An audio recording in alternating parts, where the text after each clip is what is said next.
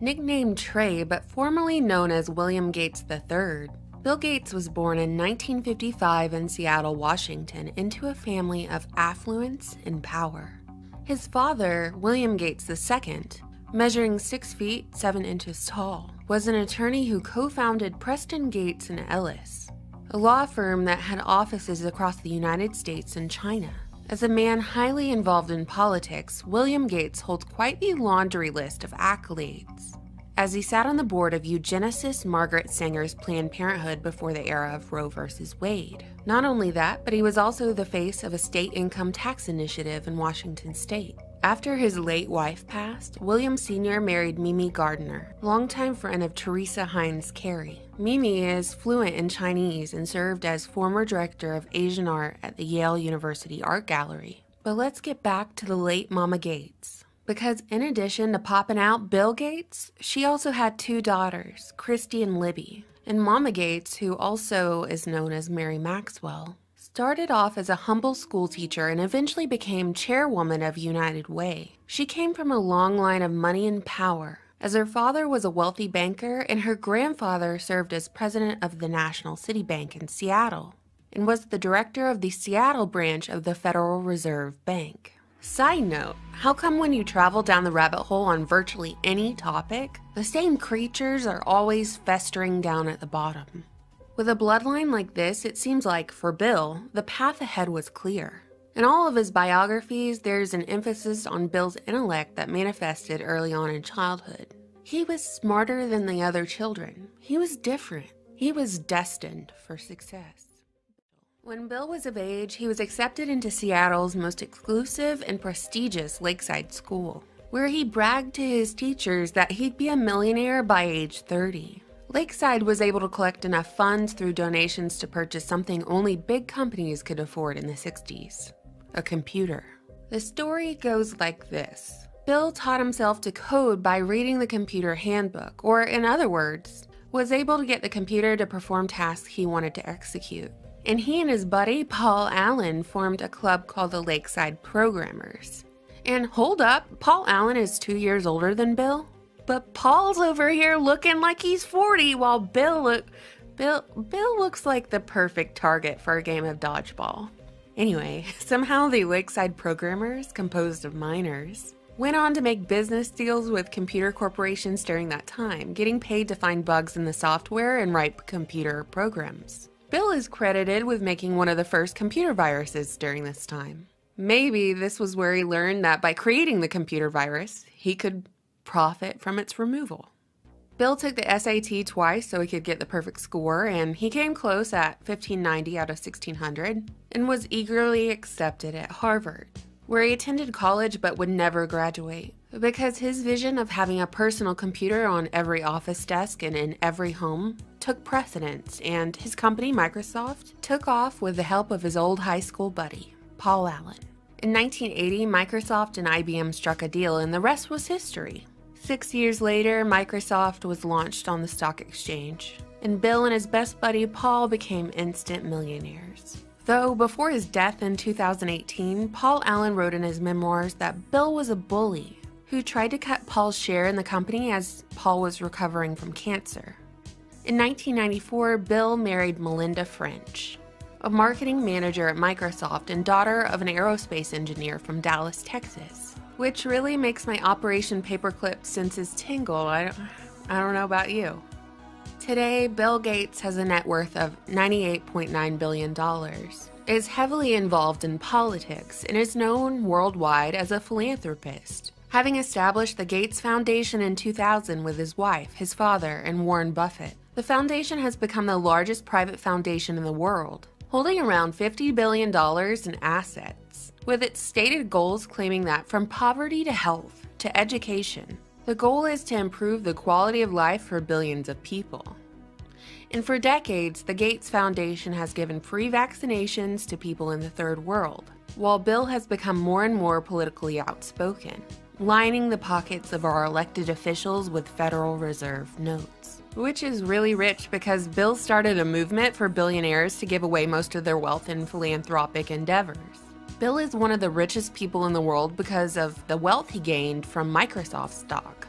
and the stock price appreciation is not taxable until the shares are sold. So he held on to these things for decades, which delayed paying capital gains tax. And to avoid this even further, he donated these shares to the Gates Foundation. So our benevolent and altruistic billionaire over here successfully worked the tax loophole of charitable organizations to enhance his own wealth.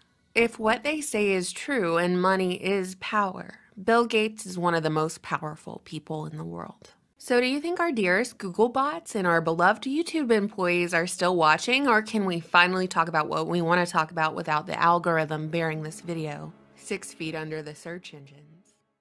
The truth is, there's a difference between the treatment and care of someone's physical well-being and the pharmaceutical industry. Big Oil has been Big Pharma since 1874. It all started with the Rockefellers and Standard Oil. And remember, it was Devil Bill who sired oil tycoon John D., who built Standard Oil. And eventually the Rockefeller Foundation, the philanthropic organization that has shaped and funded many aspects of modern medicine. The life and charitable work of Bill Gates is nothing new.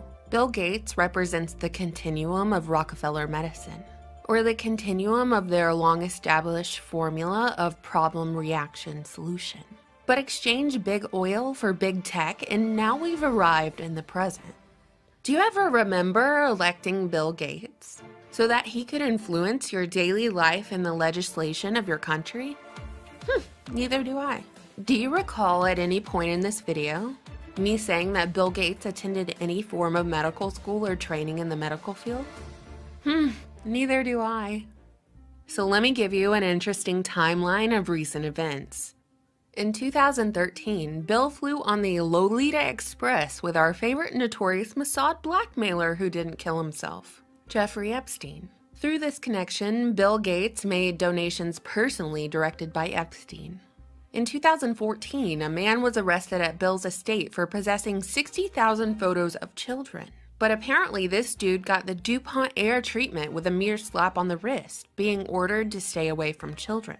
In 2015, in a TED Talk, Bill demonstrated more of his Nostradamus-like ability as he did when he was a child. You remember when he told all his teachers he'd be a millionaire by age 30? In this talk, he warned a coronavirus-like threat and predicted to the audience that he would be the savior of this future pandemic. Fast forward to 2018, when Bill ran a pandemic virus simulation which he projected would kill 33 million people if the simulation came to fruition.